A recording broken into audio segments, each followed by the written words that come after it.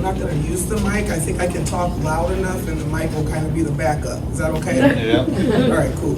So, as Rachel already spoke to, I appreciate you. Thank you so much for the introduction. My name is Tiana Batiste Waddell, and I am the Executive Director of Jax Aspire Foundation, a parent and child advocacy that was founded in 2022. Our core mission is to support parents and guardians as they navigate the American schooling institution and work to break down institutional barriers. The reason why I started my foundation is because, like Rachel already spoke to, because of parents. There were a lot of parents that I experienced in my career that were struggling with the institution of education. And as I was getting pushed out as an administrator inside trying to fight for children that look like you all here in the front, I got pushed out, and I still wanted to be able to support parents navigate the system. And so that's what Jax Aspire stands for. So for that reason, Jax Aspire Foundation strongly urges individuals, organizations, institutions, and community leaders to align themselves with the Indiana Child Safety Campaign, our grassroots movement calling Indiana to make the safety and well-being of children its highest priority. Here in Elkhart County, and as Rachel spoke to, I'm going to be speaking to the data, the ODTJPP, I don't care what it's called. Who cares what it's called?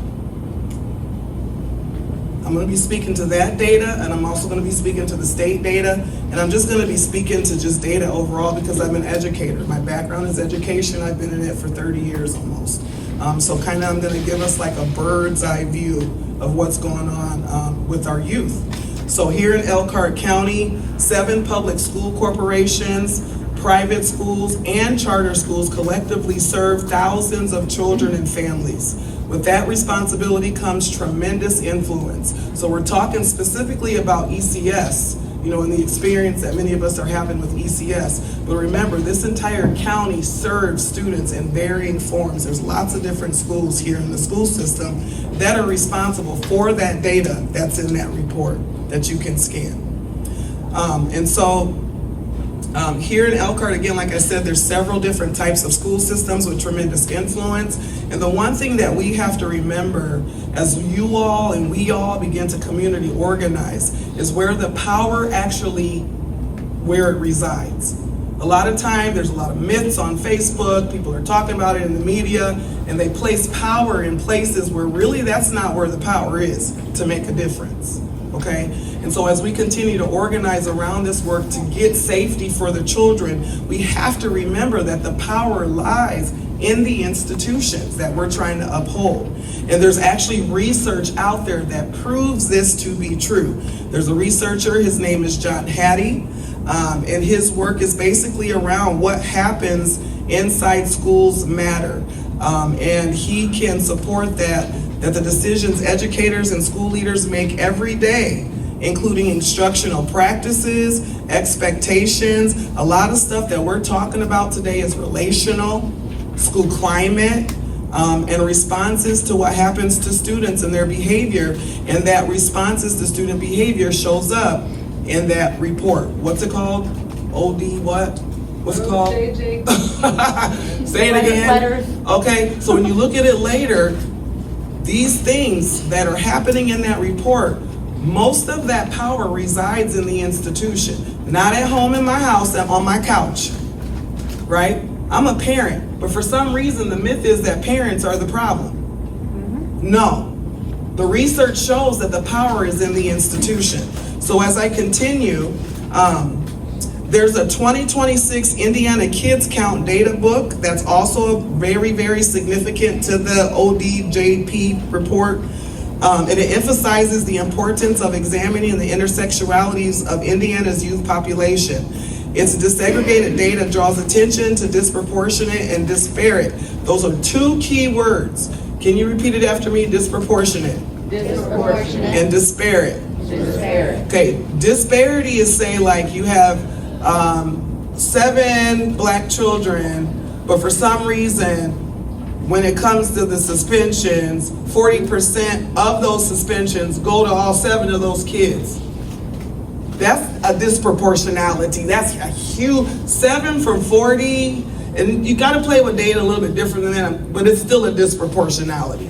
Okay, Disparity means that you might have, maybe you have 5 white students and 7 black kids, and then there's still, the 7 black kids are still getting suspended at just about a 10 to 15% higher rate. That's a disparity. But when you start getting into 20, 30, 40 percentage points higher, that's a disproportionality. Okay, so that's why they have both of those words in there in this report. And it's important to understand that because the numbers are very, very significant and the youth are being impacted by these disproportionalities. And so the data draws attention to these disproportionate and disparate outcomes, and this is who it's affecting. It's affecting historically marginalized youth. So students, kids that have already been marginalized, maybe in the 30s, in the 40s, in the 50s. You guys understand what I'm saying, right? 1940s, the same people that were being marginalized back then, here we are in 2026 and they're still being marginalized. Okay? And those kids are kids that are included with racial and ethnic minorities, so brown and black students, we like to say, students with low income, poor kids, LGBTQ plus youth, and youth with disabilities and immigrant youth. Those are the historically marginalized groups, and here we are in 2026 still dealing with that. And so the report demonstrates, and again, I'm only talking about the Indiana kids count. I'm not even on the one that Rachel spoke to yet. So this is other data that we have that proves in Indiana that we have issues. The report also demonstrates that Indiana's children are increasingly diverse. Okay, so our kids are increasingly diverse. Our population is getting more diverse. In 2023, more than 1.59 million children under the age 18 lived in Indiana. And 33.4% of the Hoosier youth were a race or ethnicity other than white, non-Hispanic, compared to 22% of adults. I'm gonna read that again. It said again that there's 1.59 million kids, and here in Indiana, 33% of Hoosier youth were a race or ethnicity other than white. So a third of the kids are black. That's what it's saying in the whole state, okay? It says what does it say again? Race or ethnicity other than white, non-Hispanic. So a third of our children are a black race compared to 22% of adults. So the changing demographics reality matters. Elkhart and the surrounding county are part of an increasingly diverse communities. As our communities become more diverse, our institutions must become more equipped, not less, to ensure that children are treated fairly regardless of whether they are black, brown, poor, LGBTQ plus, disabled, immigrants, or members of another historically marginalized population. Yet the disparities documented in our own county deemed our attention. So here's the data from Elkhart County where we are. And this is a general summary. It's not specific, except for one fact. I'm always going to talk about the core, okay? So the 2025 Elkhart County Tenured Site System Assessment, conducted with a focus on improving the county's youth justice system, identified recommendations intended to promote greater equity and reduce the number of young people entering the justice system. So the intent of this grant, this money coming here to Elkhart, the intent of these people, their job is to get the data so we can tell the system what's wrong to make it better. That's the intent, okay? So that's that purpose that I was reading.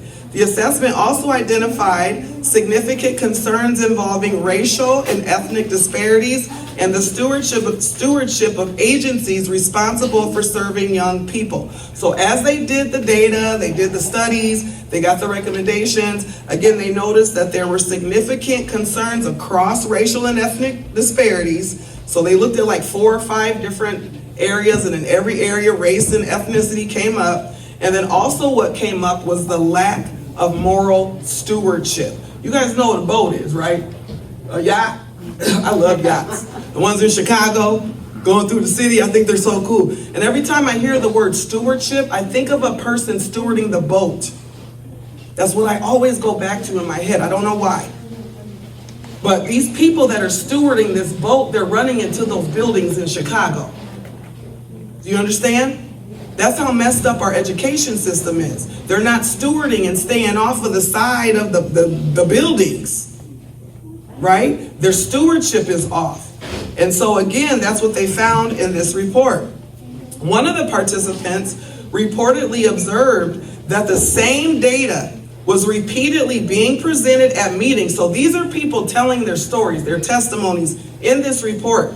These people that work whatever agency they're in is saying that the same data was repeatedly being presented at meetings without being meaningfully used to establish priorities or move the work forward. So again, why did we do the grant then? Why did y'all bring your money here if we're not gonna act on it? You know what I'm saying? Why?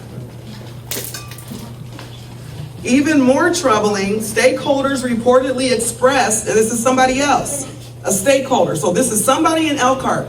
This is their voice. Even more troubling, stakeholders reportedly expressed frustration that insufficient action was being taken to address racial and ethnic disparities despite data showing that youth of color were being detained at higher rates than white youth. We have lived for 600 years and have been afraid to talk about black and white in our country. And now guess who's suffering because of that? The kids. This is a stakeholder mad that these people in power won't do something about this racism. I've been in it for 30 years. I was in the institution. South Bend schools, they struggle too.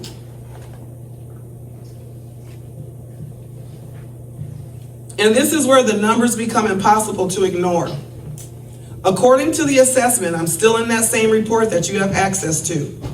Black children represented and this is what I was giving you as an example earlier, but I'm gonna say it again now, and I'm sorry about my squirrel moments, guys. Black children represented approximately 7% of the county's youth population, yet accounted for approximately 41% of detained youth. 7% of the kids in this county are black. Why is 40% of them being locked up? Or why is 40% of the lockups black kids? See, you gotta be careful with data. Okay? But 7% of the kids are black, but yet 40% of them lockups are represented by them 7% of black kids. What were those two words I had you say? Disproportionate and there's two. It's not just one, it's dual. You talked about dualities. It's both. Normally back in the day when I first came on board, it was just disparities. But as my career continued to grow, disproportionate disparities started to come. So now it's like double generational poverty. Like kids can't even get out of poverty no more. Like they will be able to go to school and get out of poverty. It's hard to do that now for them because of these institutions and how they're functioning, how they're driving that boat. In Chicago, I'm serious, y'all gotta go there one day. It's really cool. Okay, I promise you, it's really cool. Okay, all right, y'all. I'm sorry, I'm almost done. I'm sorry, I timed myself. It was 8 minutes. Okay, here we go. So somebody's talking about they're tired of the fact that people won't address it. The assessment described a perception among stakeholders that there was resistance to discussing those disparities and giving them action they required, so people were resistant. And we're experiencing that as coalitions. We're trying to talk to these powers that be, and they're being resistant. And that's still showing up. So the questions, you have to start asking questions. Why do these racial disparities of this magnitude persist within systems that are entrusted to educating our children, protecting our children, supporting them and developing them? Why do they have disparities? They're supposed to be the model for society. You know? So why do these community members who we raise concerns and they ignore us? Why does discussing race and racism remain so difficult when the data itself demands that race be paid attention to? Our young people interact every day with systems entrusted with their education, safety, mental health, development, and futures. Schools in particular assume extraordinary responsibility for children while those children are in their care. The relationship adults establish with young people matter. So kids should be able to have at least one adult that they trust at school, at least one person. and they really should have a lot more. But us adults should be guiding our children. Expectations matter, discipline decisions matter, access to opportunities matter, where their children feel respected, valued, and protected, and believed matters.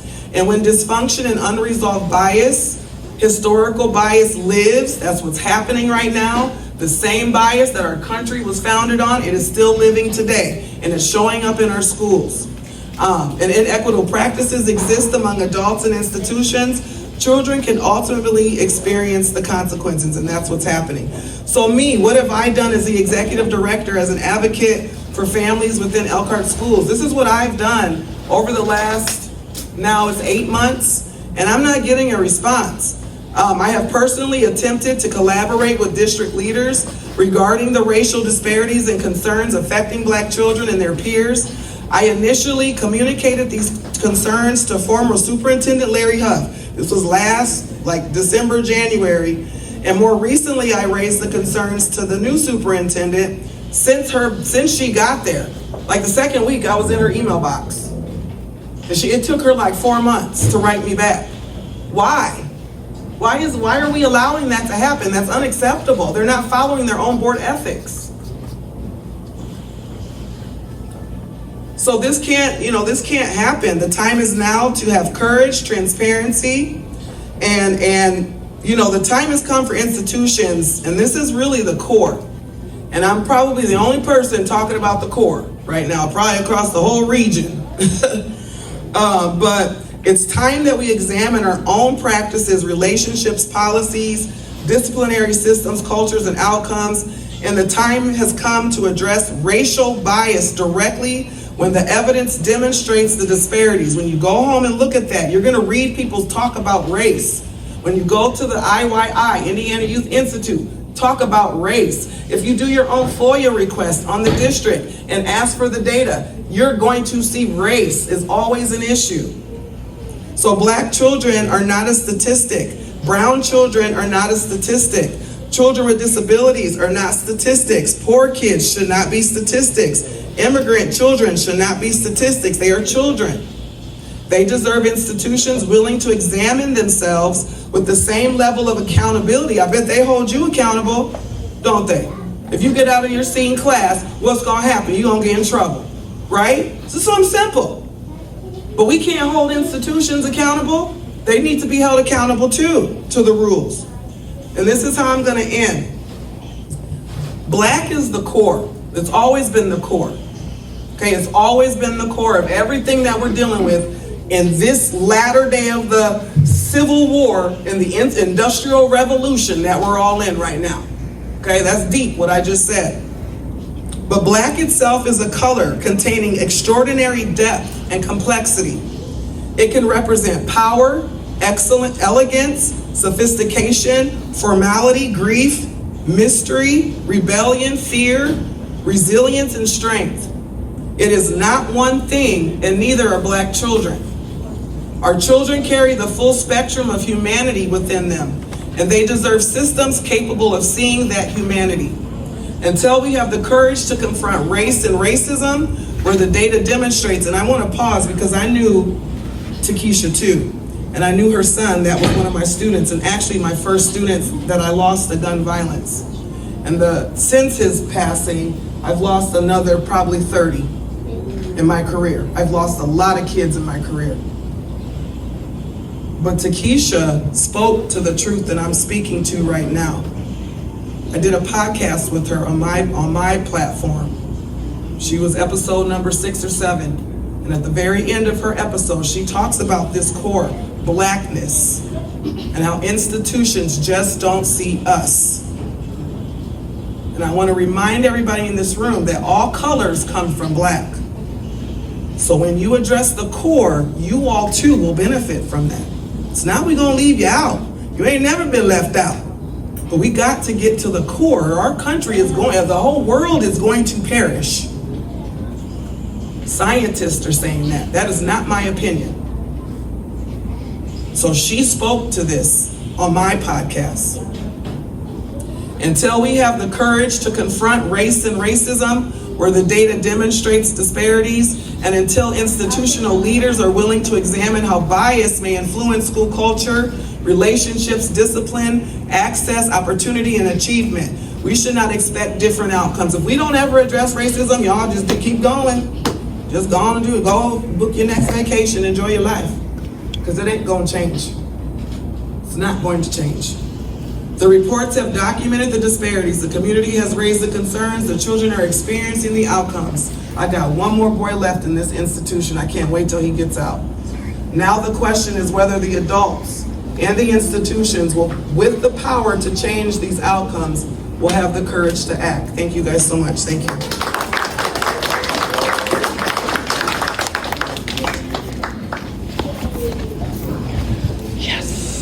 Thank you, friend. I had a It's a question. hell of a space to be in to talk about the things that other people don't feel comfortable talking about. And we know that Black race is people one even of them. locked up in the first place. And Because we're powerful. our data shows that significantly, the as Deanna Indians touched here. on. And I think it's important when you dive into this data as well, as the data clearly shows points of discrimination Black in this people process. So were it looks at how a miserable, but now child moves it's through a white system, right? Point of referral And I can show till you the the outcome. document when that started. And this data clearly I can show you. shows You got that there YouTube, is you got bias and Google? discrimination Huh? at point You of got referral, Google? which is the schools and the I'll police, show you later. and at point of sentencing. And the majority of these referrals for detainees